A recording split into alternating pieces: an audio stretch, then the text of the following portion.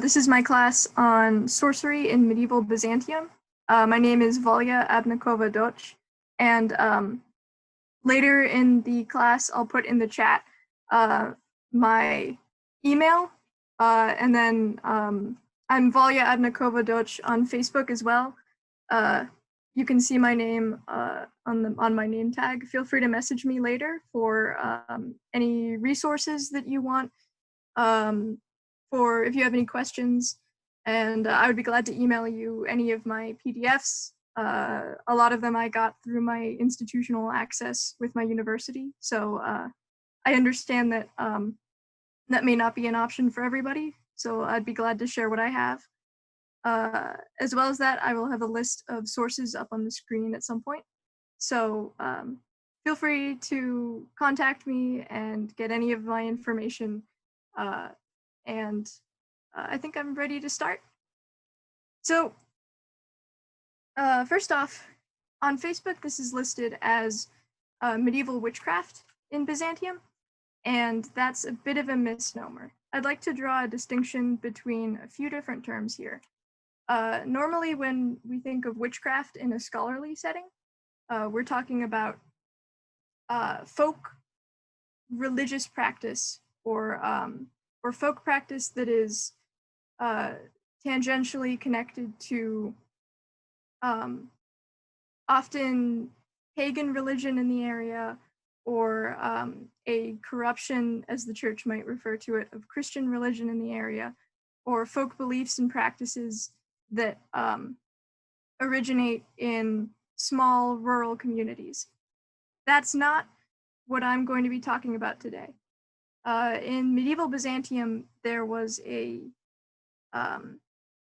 practice among mostly the upper class of actual magic, as you would think of it from tales like Merlin or the notion of wizards. So think about grimoires or texts with rituals and discussion of theology and philosophy, and a great merging of different cultural ideas about divinity and higher planes of existence, and a practice of evoking often beings referred to as demons and angels who may carry names of pagan deities.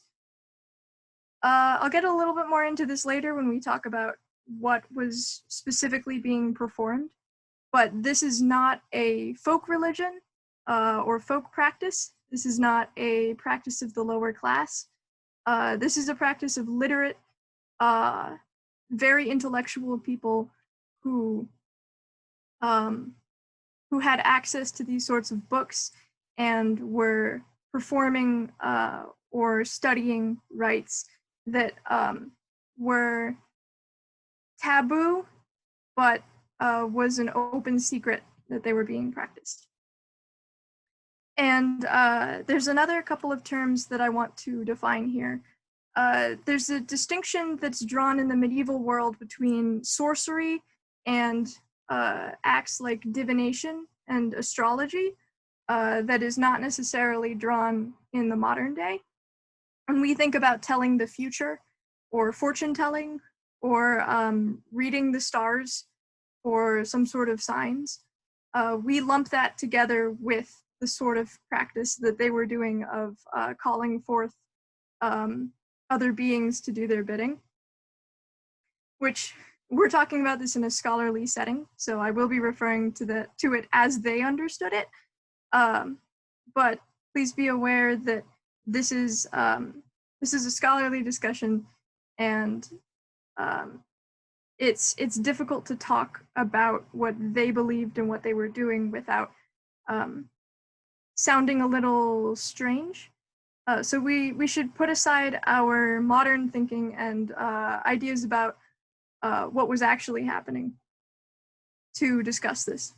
This is a topic that a lot of scholarship has come about in very recent times, as people put aside their modern notions of superstitious magic users and rituals that were being conducted, and it's a lens that we have to look through. So there's a distinction being drawn in the medieval world between telling the future and reading signs passively and actively calling out to other entities to evoke powers and bring those workings into your day-to-day life. So acts like sorcery were set aside from acts like divination and astrology, which were often not necessarily endorsed, but were given much more leniency in public opinion and in the opinion of the church. You have instances of court astrologers and of emperors in Byzantium calling upon magicians to tell their future, or to look at the stars and tell them what they believed. Because the distinction here is between passively reading signs that are extant and that exist in the world, and actively affecting change in the world around you. And so there's a type of divination called scrying, which was actually considered to be sorcery and not divination, because it was actively evoking beings to tell you the future, as opposed to passively reading signs. So within medieval Byzantium, the general attitude toward sorcery, as we understand it, varied a lot. You have a lot of different reactions recorded in chronicles and in official documents from the church, as well as secular documents that show that opinion fluctuated a lot. There are a lot of thinkers and philosophers, especially in the 12th century, with a chronicler named Michael Psellos and another chronicler named Anna Komnena, who was the daughter of a prominent emperor, writing about the times that they lived in and writing about history, and also writing commentary on metaphysical works and writing about their knowledge about these works. You have a lot of philosophers looking into these works and gaining knowledge from that and making that very public, teaching their students about it, telling their students to read these works, but not necessarily admitting to actually practicing what was within, because it was taboo for secular, but especially for religious individuals to practice these works. So you have instances here and there of the church coming out and condemning these books and the people who practice what's within. You have instances of monks or other religious officials being censured or put on trial for allegedly practicing sorcery. And unlike witchcraft trials, these are in the later part of Western European history.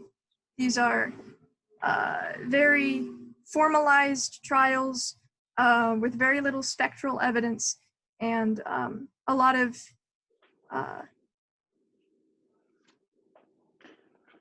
actual probability that the acts that the monks were being accused of occurred, because it was, as I said, a bit of an open secret that these things were being performed. You also have instances of political character assassination, where people are throwing accusations of sorcery or witchcraft at their opponents. This is in the middle of, mostly in the middle of the iconoclasm controversy, which, if you're unfamiliar, the Orthodox Church in Byzantium had an extremely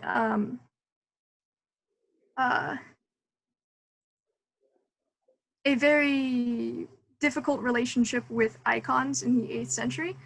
These icons were depictions of religious figures like saints and Christ, which were thought to be conduits between those actual religious figures in heaven and the people on earth who venerated them. And so there was a lot of controversy over whether this was false idols being worshipped by the people, or whether this was a permissible act.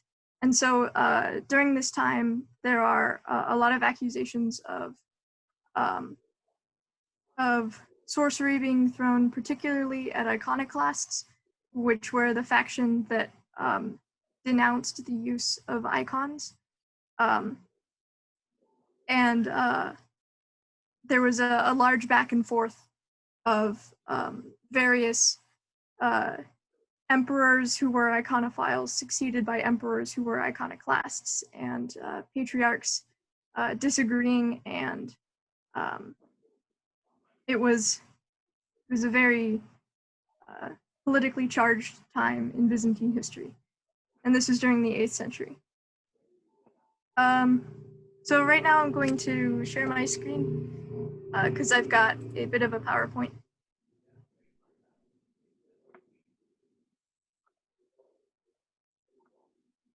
Hold on.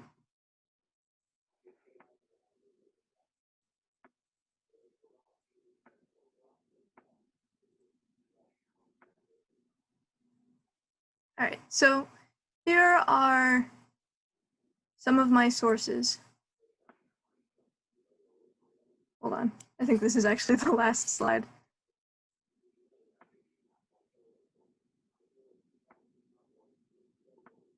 All right, so here are some Byzantine sources that are secular for sorcery being evident and an extant thing that was being practiced. I'm going to start here because it's important to look at the attitudes of the people of the time period toward these actions, which I'll cover in full a bit later. Most of these are chroniclers or chronicles. And you have instances and quotes in the chronicles where people are, again, being accused of witchcraft. You have a lot of chroniclers who were themselves philosophers and intellectuals being students of the occult. Michael Solos in particular wrote a commentary on the Chaldean Oracles, which is a text I'll cover in a bit, and boasted of his knowledge of astronomy. And there's a wealth of information in these texts and from these authors that this was a fairly common practice among the upper class. And just to give a bit of context to the iconoclasm controversy, this is an image of the Hagia Sophia. You can look past the more modern decor and see all of the mosaics in the dome. And this is a mosaic that's been uncovered. And this is the Hagia Irene, which is also in Constantinople. It's the exact same floor plan and the exact same dimensions, but this is an iconoclast church where the only mosaic is a large mosaic of the cross, and it's bare of most decorations. So this is evidence of the political background going into the 8th century, which was resolved by the time of most of the chroniclers that I discussed, but which was a very evident political background to a lot of the writings and the actual sorcery of the time. So here are some texts that were written in Byzantium or that were translated in Byzantium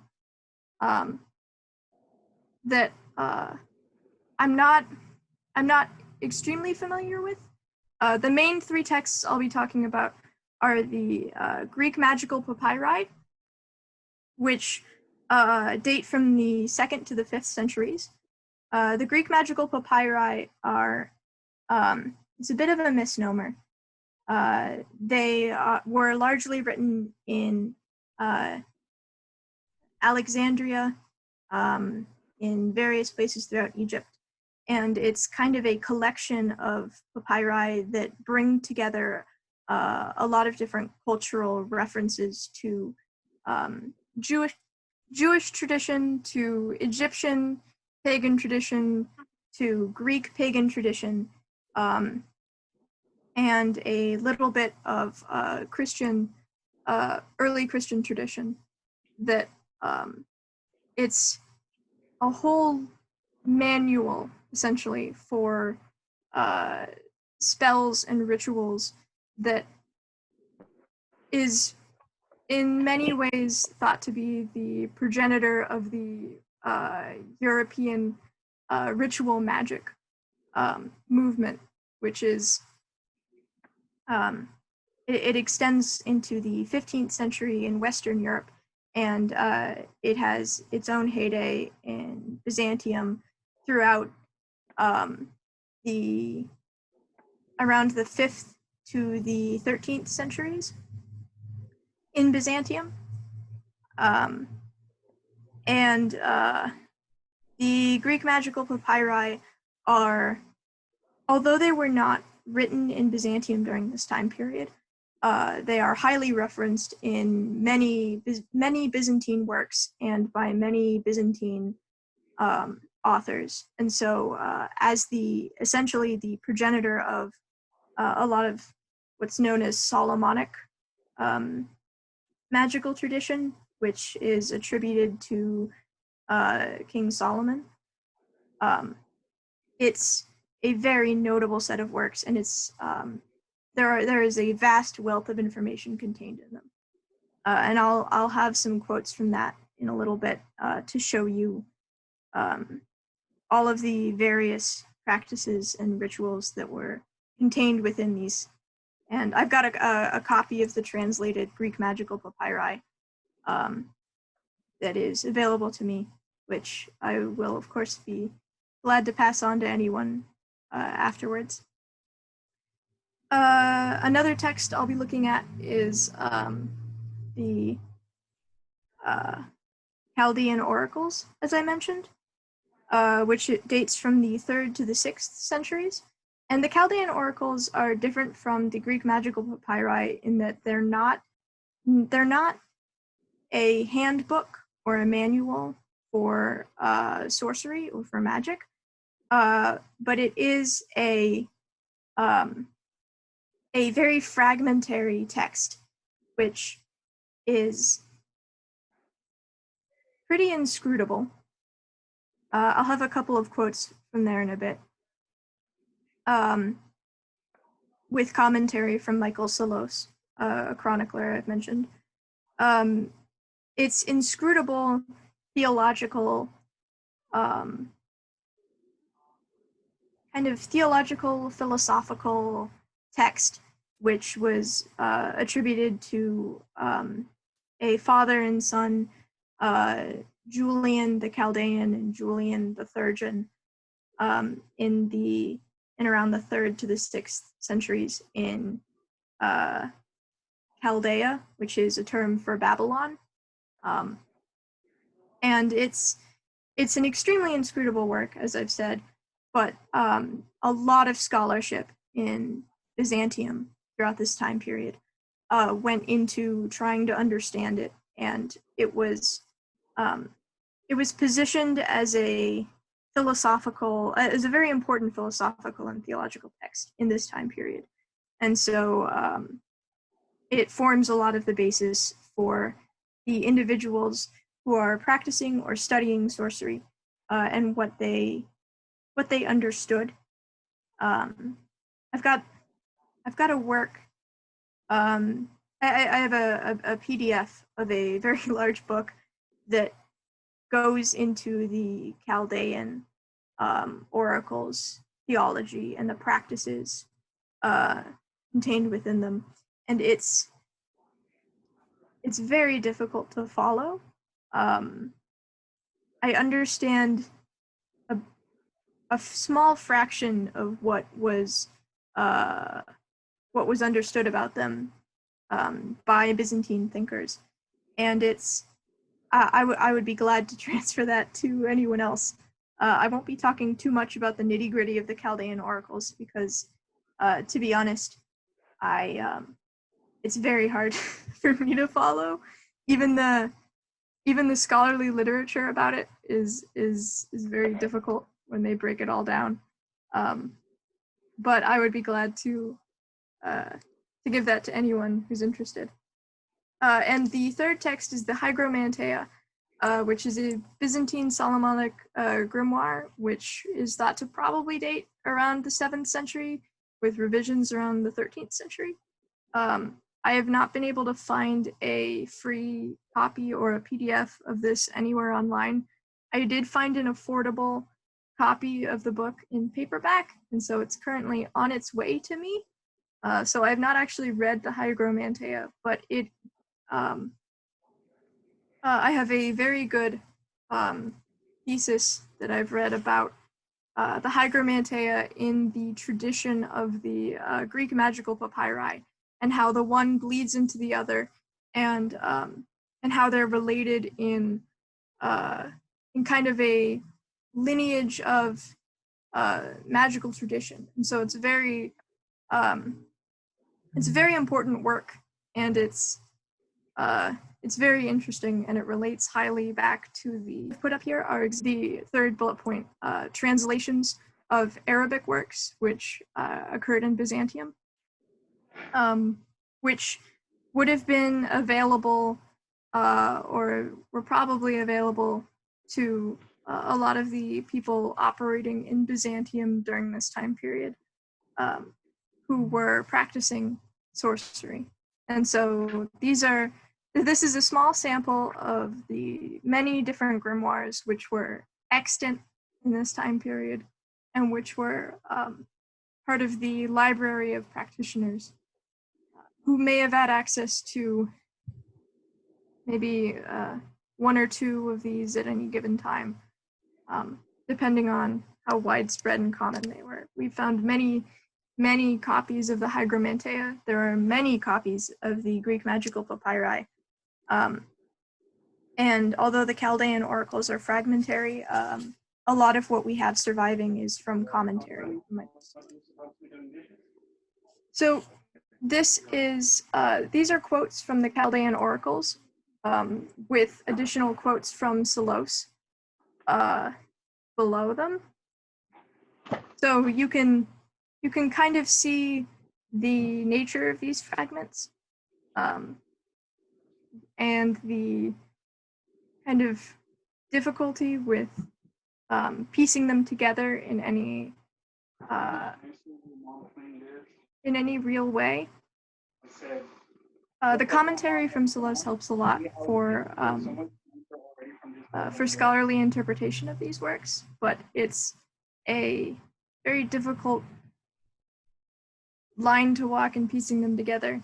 And as I said before, I'm not going to try to explain what I've read about them because I'm not sure I would do it justice.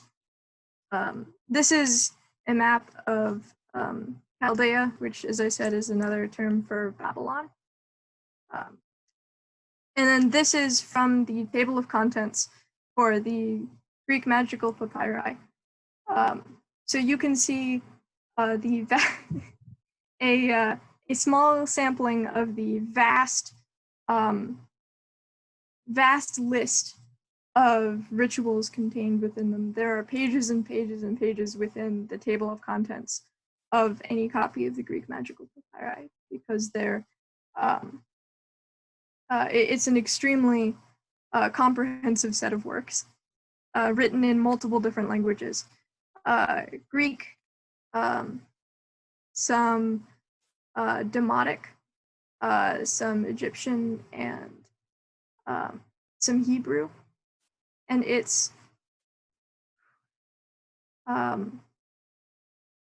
it's just an awful lot of different sorts of spells. You have love spell, victory spell, oracle questions, recipe for ingredients, and then types of amulet or charm that were often worn by either by practitioners or created for petitioners who needed healing. I have examples of some amulets later in the PowerPoint. You'll see some pictures of them. So this is from the Greek magical papyri. It's the first set of rituals. And so you can kind of see the nature of a lot of these rites. It says, a daemon comes as an assistant who will reveal everything to you clearly and will be your companion and will eat and sleep with you. And then describes how to go about the ritual and what you need to say, what pictures and inscriptions you need to write, and the ingredients of the ritual. And a lot of these rituals themselves are fragmentary, but a lot of great work has been done in piecing them together and showing what probably would have been practiced. Here's another one with a kind of a chant or a formulaic set of words. You can see here, there's, in the bottom, there's a set of inscrutable sort of names and careful pronunciation of a set of words. This is the commonly practiced belief that magical words and phrases and the true names of various beings were powerful and could themselves invoke the beings that were being named and compel them to perform various tasks. You have in later texts like the Hygromanteia, you have a lot of tables and ritual practices that involve different beings, be they angels or demons or pagan deities who rule over different days of the week and different hours of the day that you have to invoke before being able to do your magical working, because you need their permission or you need to compel them to allow you to do these works, and different beings that rule over different workings themselves. So this is the forerunner for a lot of much more comprehensive and much more thorough beliefs around ritual and the nature of ritual and what needs to be done to perform these rituals. Here's another one. This is one of my favorites from the Greek magical papyri. I'm just going to read this one. It says, keep yourself pure for 7 days before the moon becomes full by abstaining from meat and uncooked food, by leaving behind during the prescribed days exactly half of your food in a turquoise vessel over which you are also to eat, and by abstaining from wine. When the moon is full, go by yourself to the eastern section of your city, village, or house and throw out on the ground the leftover morsels. Then return very quickly to your quarters and shut yourself in before he can get there, because he will shut you out if he gets there before you. But before you throw out the morsels, fix in the ground at a slight angle a verdant reed that is about 2 cubits long, tie some hairs from a stallion around the midsection of a horned dung beetle, and suspend the beetle from the reed by them. Then light a lamp that has not been used before and place it under the beetle in a new earthenware dish, so that the heat from the lamp barely reaches the beetle. Stay calm after you have thrown out the morsels, gone to your quarters, and shut yourself in. For the one you have summoned will stand there and, by threatening you with weapons, will try to force you to release the beetle. But remain calm and do not release it until he gives you a response, then release it right away. And every day during the period of purification, when you are about to eat and go to bed, speak the following spell 7 times. And then it lists a spell. It lists how to create a phylactery, which is a sort of amulet that was worn by the practitioner during magical workings.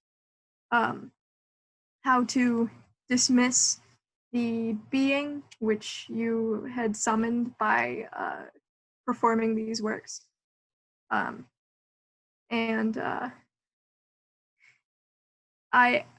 really like this specifically because it doesn't actually mention who the being is that you've summoned and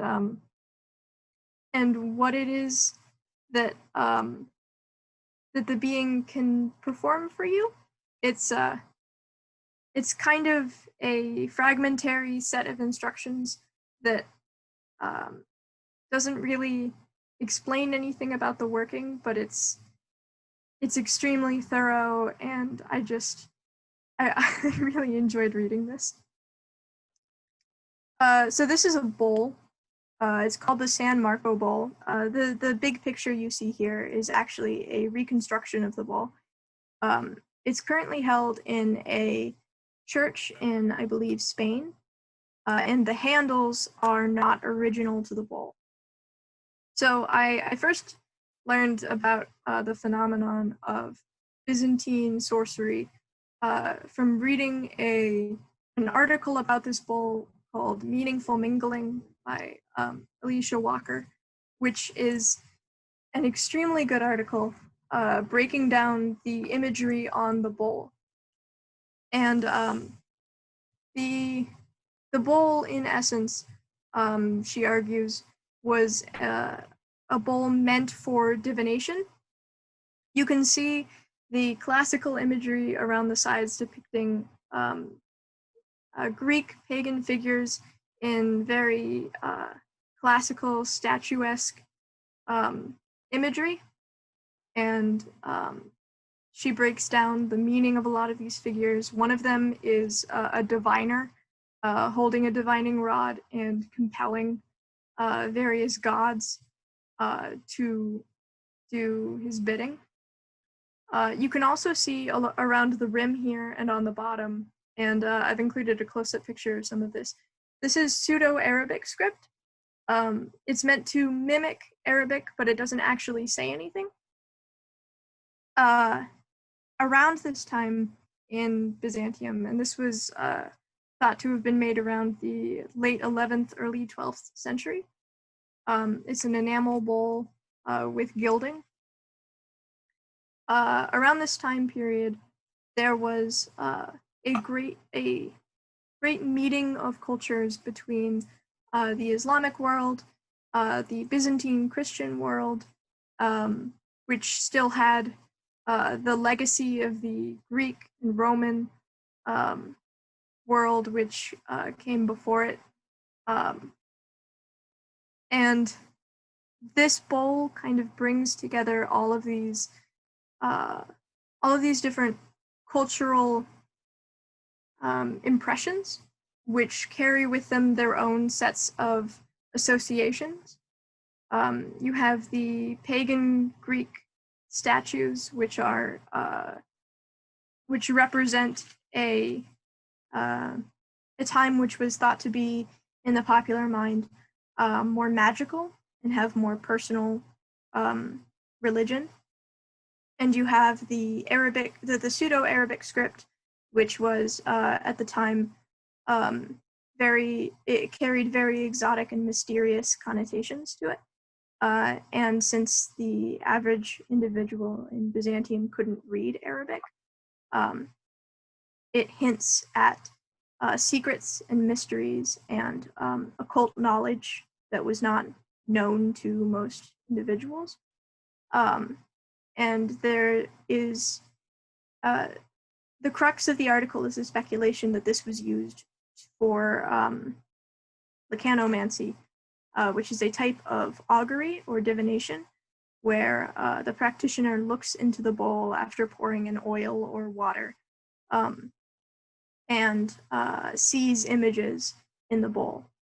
and I actually have a bold divination rite from the Greek magical papyri, saying, whenever you want to inquire about matters, take a bronze vessel, either a bowl or a saucer, whatever kind you wish. Pour water, rainwater if you are calling on heavenly gods, seawater if gods of the earth, river water if Osiris or Serapis, spring water if the dead. Holding the vessel on your knees, pour out green olive oil, bend over the vessel, and speak the prescribed spell. And address whatever god you want and ask about whatever you wish, and he will reply to you and tell you about anything. And if he has spoken, dismiss him with the spell of dismissal, and you who have used the spell will be amazed. This is just one of many spells of bold divination and other sorts of divination or scrying within the Greek magical papyri. There are many more in the Hygromanteia. And so when I read this excerpt in the papyri, after reading the Meaningful Mingling article, I thought it was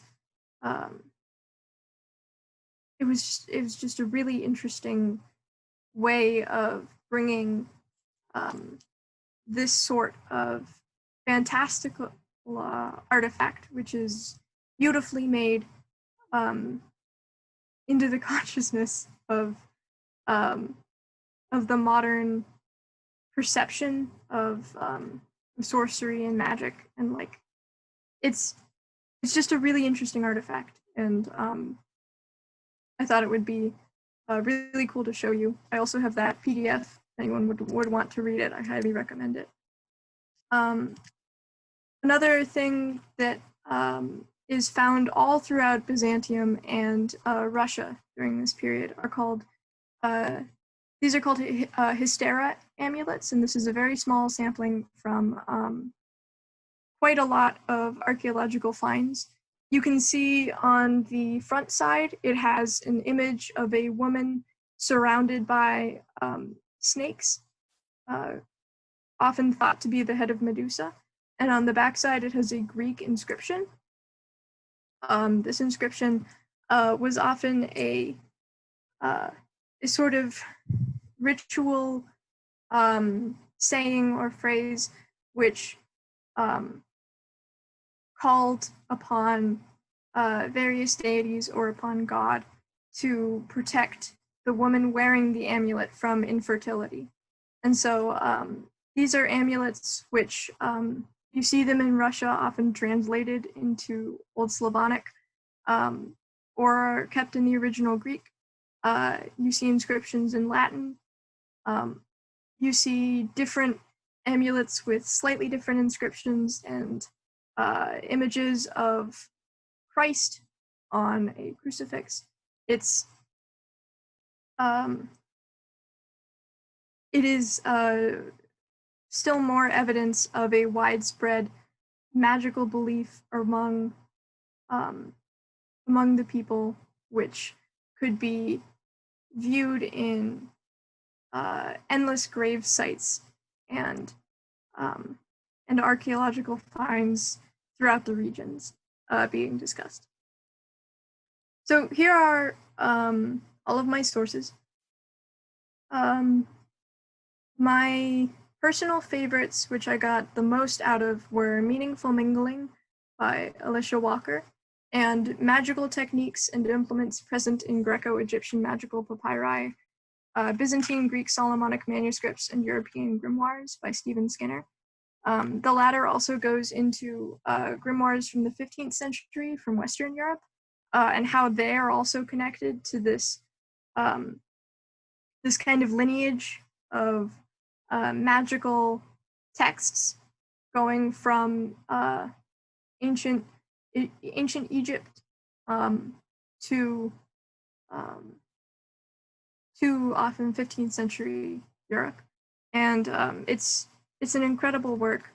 The Chaldean Oracles and Theurgy text is not actually, it's mostly a breakdown of what the Chaldean Oracles means.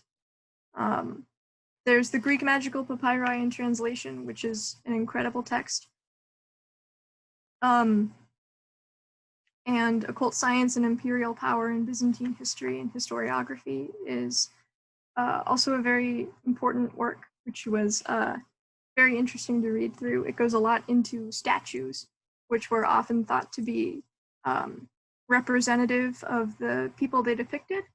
And so by doing violence to a statue, you were doing violence to the person on a metaphysical level.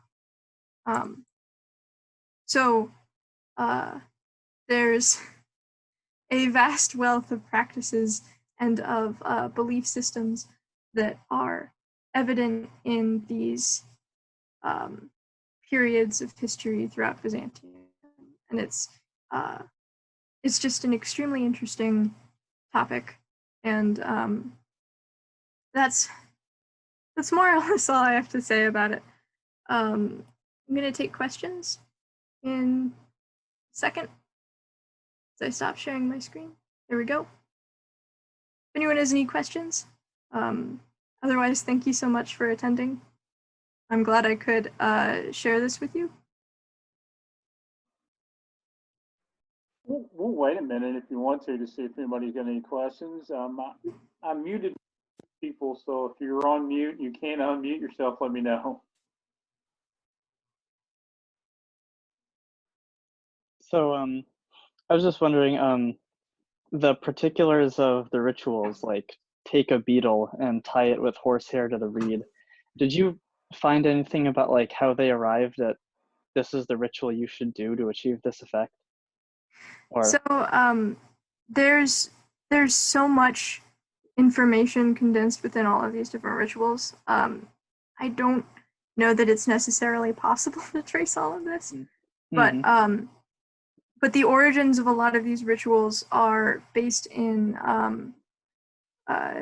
Jewish texts from around the time, in Egyptian beliefs most prominently, in Greek or sometimes early Christian works. So a lot of times, if you go back to the source material and you see which language it was written in originally, that will give you an indication of the source of the ritual ultimately, which if you were interested in doing that sort of research, would get you a long way to understanding how these rituals and these components came to be.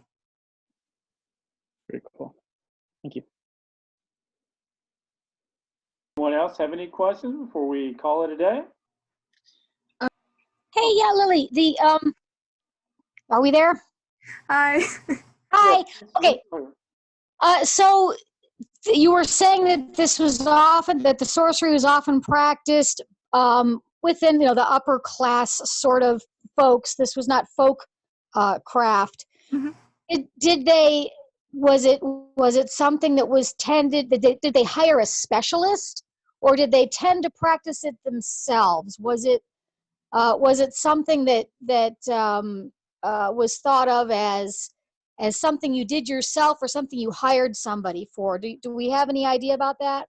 So it depends on who specifically you're talking about.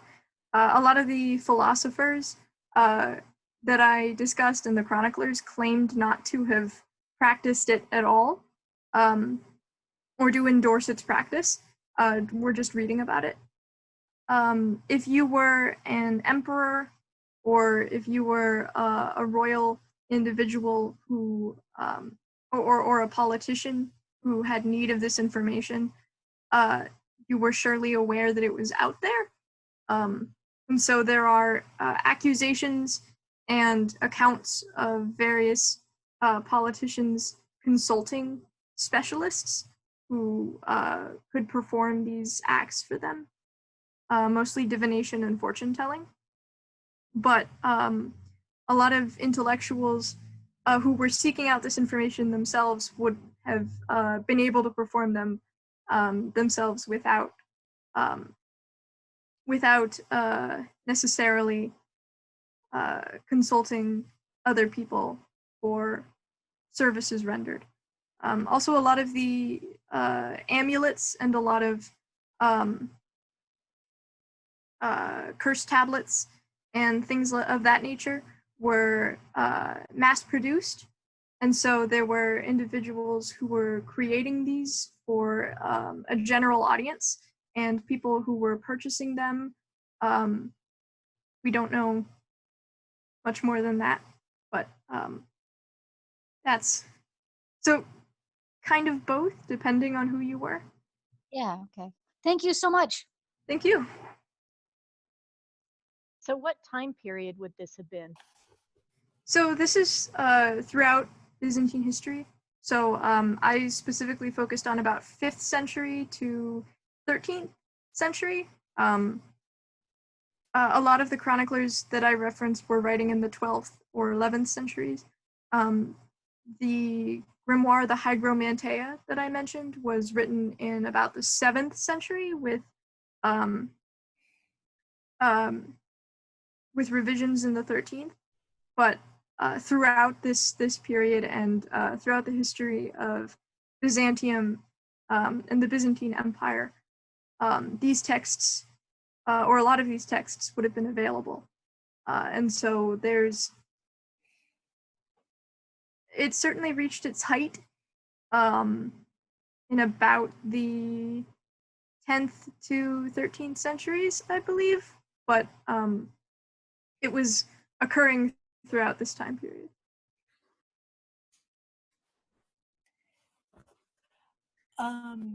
Earlier you mentioned people being put on trial for sorcery.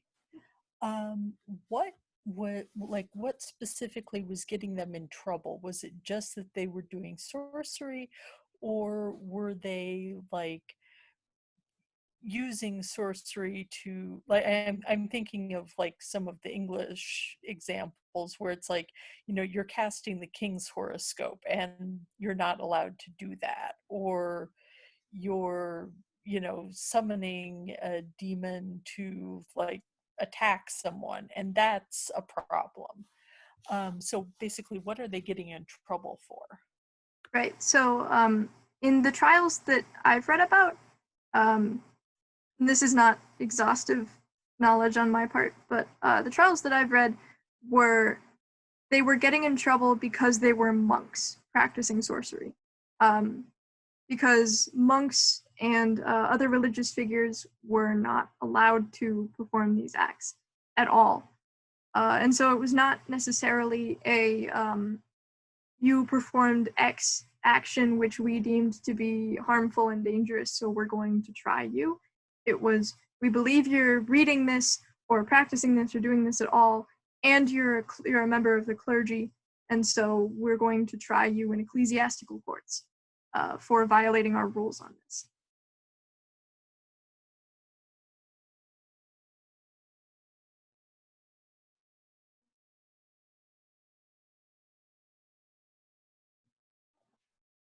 Any more questions?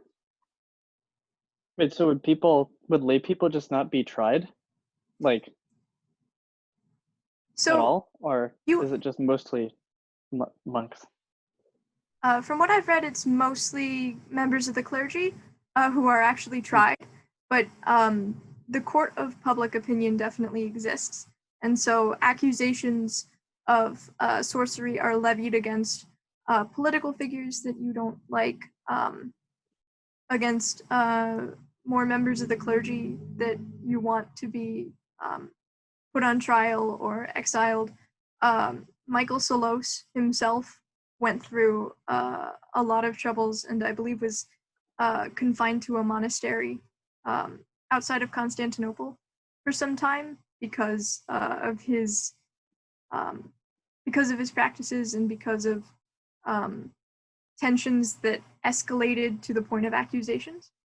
And so you have, I don't recall reading about any instances of secular individuals being actually put on trial, but you definitely have political careers being hurt, public figures being castigated for the perception of having done this.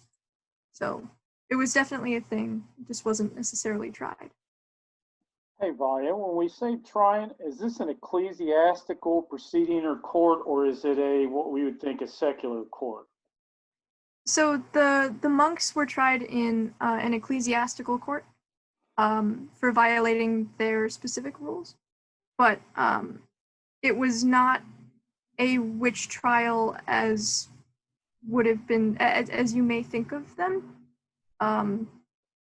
It was the sort of More trial. like heresy, like you have Yes. a contract with a church to behave a certain way, kind of like we think modern days of like a morals clause, and you're trying me in the HR court, if you will, for my bad behavior, not following what I'm supposed to be doing, more so than breaking a law per se.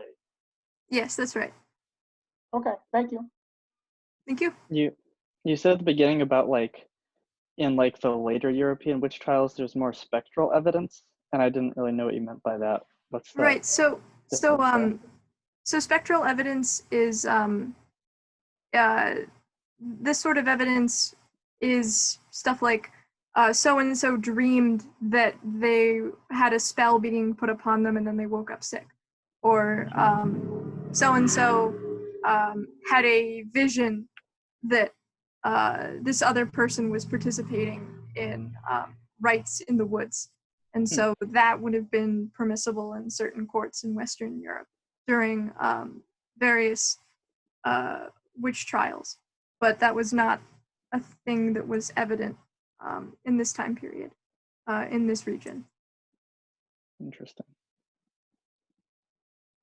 Try that next time I'm on trial for anything. Oh, I had a dream that I didn't do it.